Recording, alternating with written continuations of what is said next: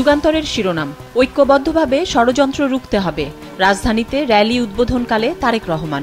৭ November জাতীয় বিপ্লব ও সংহতি দিবস উপলক্ষে গতকাল লাখো জনতা সঙ্গে নিয়ে রাজধানীতে র্যালি করেছে বিএনপি। এতে দলীয় নেতাকর্মীর পাশাপাশি সাধারণ মানুষেরও স্বতঃস্ফূর্ত অংশগ্রহণ ছিল। দুপুর 3:15টার দিকে নয়াপল্টনের কেন্দ্রীয় কার্যালয়ের সামনে লন্ডন থেকে ভার্চুয়ালি র্যালির উদ্বোধন করেন দলটির ভারপ্রাপ্ত চেয়ারম্যান তারেক রহমান। এ সময় জনগণের উদ্দেশ্যে তিনি বলেন, একটি বিষয়ে স্মরণ করিয়ে সতর্ক থাকার অনুরোধ জানাতে চাই। আমি নিজেও সতর্ক থাকতে চাই। সেটি হল, গণতন্ত্র বিরোধী অপশক্তির ষড়যন্ত্র এখনো থেমে নেই। অন্তর্বর্তী সরকারকে ব্যর্থ করতে পলাতক স্বৈরাচারের দোসররা দেশে বিদেশে প্রশাসনে এখনো সক্রিয়। অন্তর্বর্তীকালীন সরকারকে কোনোভাবেই ব্যর্থ হতে দেওয়া যাবে না। তিনি আরও বলেন, বাংলাদেশের পক্ষের শক্তি ঐক্যবদ্ধ থাকলে আর কেউ দেশের স্বাধীনতাকে বিপন্ন করতে পারবে না। পাশাপাশি আরেকটি খবর, আসিফ নজরুলের সঙ্গে ঔদ্ধত্যপূর্ণ আচরণ দেশের মর্যাদায় আঘাত। তারেক রহমানের বিবৃতি, জেনেভা বিমানবন্দরে অন্তর্বর্তী সরকারের আইন উপদেষ্টা ডক্টর আসিফ নজরুলের সঙ্গে আওয়ামী লীগ নেতাকর্মীদের অসৌজন্যমূলক আচরণের তীব্র নিন্দা ও প্রতিবাদ জানিয়েছেন বিএনপির ভারপ্রাপ্ত চেয়ারম্যান তারেক রহমান। এই আচরণকে শিষ্টাচার বহির্ভূত বলে উল্লেখ করেন তিনি। প্রথম আলোর শিরোনাম, দেশের 26% মানুষ তীব্র খাদ্য নিরাপত্তাহীনতায়।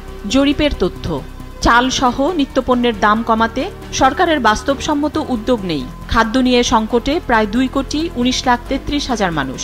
খবরে বলা হয়েছে, দেশে সব ধরনের মোটা চালের দাম আরেক দফা বেড়েছে। মধ্যবিত্তের পছন্দের মাঝারি মানের চালের দাম এক সপ্তাহের ব্যবধানে 2 থেকে 3 টাকা বেড়েছে। মোটা ও সরু চালের বেড়েছে 2 টাকা। তাই খাদ্য অধিদপ্তর ও টিসিবির ন্যায্য মূল্যের দোকানে মানুষের সারি দীর্ঘ হচ্ছে। এই পরিস্থিতিতে একটি সমীক্ষায় দেশের খাদ্য পরিস্থিতি নিয়ে আশঙ্কাজনক চিত্র উঠে এসেছে। এতে বলা হয়েছে, দেশের 2,36,00,000 বা 26% মানুষ উচ্চমাত্রার খাদ্য সংকটে ভুগছেন। আগামী ডিসেম্বর পর্যন্ত এসব মানুষ বিপদে থাকতে পারেন। পত্রিকাটির আরেকটি শিরোনাম, ব্যয়ের বহুগুণ আয় তবুও টোল। উঠে এসেছে সড়ক ও জনপদ বিভাগের 26 সেতুর বাস্তব চিত্র। খবরে বলা হয়েছে, নির্মাণ ব্যয় উঠে যাওয়ার পরও টোল আদায় হচ্ছে যেসব সেতুতে, তার মধ্যে উল্লেখযোগ্য মেঘনা ও মেঘনা গোমতী, চট্টগ্রাম শাহ আমানত সেতু, রূপগঞ্জের কাঞ্চন সেতু, ঘোড়াশাল সেতু, ফরিদপুর গড়াই সেতু, বরিশাল দোয়ারিকা শিকারপুর সেতু। এরকম 26টি সেতুর নির্মাণ ব্যয় উঠে যাওয়ার পরও টোল আদায় চলছে বলে খবরে বলা হয়েছে। বুয়েট অধ্যাপক শামসুল হক বলেছেন, দুর্নীতির কারণে বাংলাদেশে অবকাঠামো নির্মাণ ব্যয় অত্যন্ত বেশি। এজন্য সেসব অবকাঠামোর টোল ধরা হয় উচ্চ হারে, যা মানুষের জীবনযাত্রার ব্যয় বাড়িয়ে দেয়। সমকালের শিরোনাম, মাদকে নজরদারি কম, বাড়ছে ব্যাপ্তি। খবরে বলা হয়েছে, সাম্প্রতিক সময়ে বিভিন্ন বস্তি ও ক্যাম্প ভিত্তিক মাদক কারবারিরা বেপরোয়া হয়ে উঠেছে। প্রায়ই প্রকাশ্যে সংঘাতে জড়াচ্ছে তারা। পল্লবীর মিল্লাত ক্যাম্প, বেগুনটিলা ক্যাম্প ও জুটপল্লীতে একাধিক সংঘর্ষের ঘটনা ঘটেছে।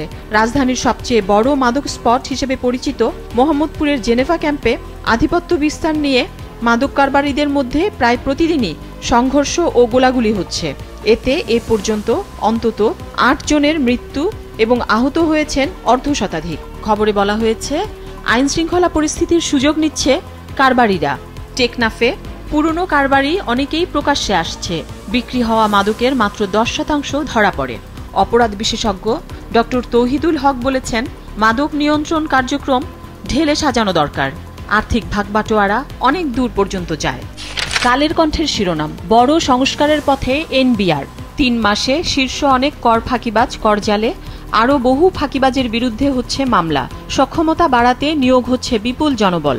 আরেকটি শিরোনাম, শেখ হাসিনা ও দোসররা ন্যায় বিচার পেলেই জাতি সন্তুষ্ট হবে। নীলফামারীতে জামায়াতের আমির। আরেকটি শিরোনাম, ইসি গঠনে নাম দিয়েছে 17টি দল। খবরে বলা হয়েছে, নির্বাচন কমিশন গঠনে নাম প্রস্তাব করেছে নিবন্ধিত 17টি রাজনৈতিক দল। এর মধ্যে প্রধান নির্বাচন কমিশনার সহ 5 সদস্যের কমিশন গঠনে বিএনপি সহ কয়েকটি রাজনৈতিক দল 5-এর বেশি নাম প্রস্তাব করেছে। তবে নাম প্রস্তাবের পাশাপাশি সিইসি নির্বাচনের ক্ষেত্রে গণতান্ত্রিক পদ্ধতি অবলম্বনের সুপারিশ করেছে 2টি রাজনৈতিক দল।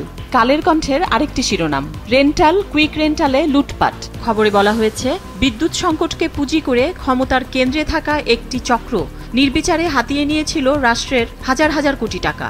আওয়ামী লীগ সরকারের সময়ে রেন্টাল কুইক রেন্টালের আড়ালে অস্বাভাবিক দরে বিদ্যুৎ কেনার নামে বলতে গেলে দেশের বিপুল অঙ্কের টাকা তুলে দেওয়া হয়েছিল ওই চক্রের হাতে, যারা এর বড় অংশই আবার বিদেশে পাচার করেছে।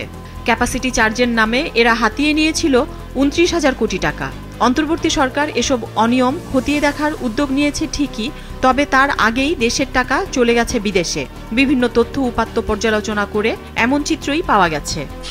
দৈনিক কালবেলার শিরোনাম, দুদকের গোড়াতেই গলদ, অস্বচ্ছতা, বাছাই কমিটি গঠন প্রক্রিয়া ত্রুটিপূর্ণ। কমিটির বাছাই কার্যক্রমের নেই সুনির্দিষ্ট নীতিমালা বা প্রক্রিয়া। প্রধানমন্ত্রীর সুপারিশ ছাড়া কমিশন নিয়োগের ক্ষমতা নেই রাষ্ট্রপতির। সরকার ঘনিষ্ঠ ছাড়া কমিশনের নিয়োগ অসম্ভব বলছেন সংশ্লিষ্টরা। বাছাই কমিটি নামই দেয়নি এমন ব্যক্তিদেরও কমিশনের নিয়োগ পাওয়ার অভিযোগ। সার্চ কমিটি গঠন ও বাছাই প্রক্রিয়ায় সংস্কার দাবি। খবরে বলা হয়েছে, সৃষ্টির পর থেকেই দুদক ক্ষমতার কাছাকাছি থাকা বড় বড় দুর্নীতিবাজের রক্ষাকবচ হিসেবে কাজ করে এসেছে। সরকারের ফরমায়েশে বিরোধী মত দমনে মিথ্যা মামলা দিয়ে হয়রানিরও অভিযোগ অসংখ্য। ফলে দিনে দিনে জনমনে দুদকের গ্রহণযোগ্যতা একদম তলানিতে নেমেছে। যুক্তরাষ্ট্রের নির্বাচন পরবর্তী খবর, মন্ত্রিসভায় যেই চমক দেখাবেন ট্রাম্প, প্রশাসন সাজানো শুরু। নবনির্বাচিত মার্কিন প্রেসিডেন্ট ডোনাল্ড ট্রাম্পের মন্ত্রিসভায় কারা স্থান পেতে যাচ্ছেন তা এই মুহূর্তের অন্যতম আলোচনার বিষয়। সেই সঙ্গে কাদের নিয়ে নতুন প্রশাসন সাজাতে যাচ্ছেন তা নিয়েও চলছে জোর আলোচনা। আন্তর্জাতিক সংবাদ মাধ্যমগুলো বলছে, আগামী কয়েক সপ্তাহের মধ্যে ট্রাম্প তার মন্ত্রিপরিষদের সম্ভাব্য সদস্য বাছাই প্রক্রিয়া চূড়ান্ত করবেন। যদিও এরই মধ্যে একটি চমক দিয়ে প্রশাসন সাজানোর প্রক্রিয়া শুরু করেছেন। হোয়াইট হাউসের চিফ অফ স্টাফ হিসেবে সুসি ওয়াইলসকে বেছে নিয়েছেন তিনি। আজকের পত্রিকার শিরোনাম, বিশ্ববিদ্যালয়ে ভর্তি পরীক্ষা নিয়ে শিরোনাম করেছে, গুচ্ছের ভর্তিতে ফের অনিশ্চয়তা। নিজস্ব পদ্ধতিতে ভর্তি পরীক্ষা নেওয়ার ঘোষণা জগন্নাথ বিশ্ববিদ্যালয়ের। গুচ্ছ থেকে বেরিয়ে যাওয়ার ইচ্ছা প্রকাশ করেছে ৪-৫টি বিশ্ববিদ্যালয়। সদ্য নিয়োগ পাওয়া বেশিরভাগ উপাচার্য গুচ্ছ পদ্ধতির ভর্তি পরীক্ষা নিয়ে দ্বিধায়।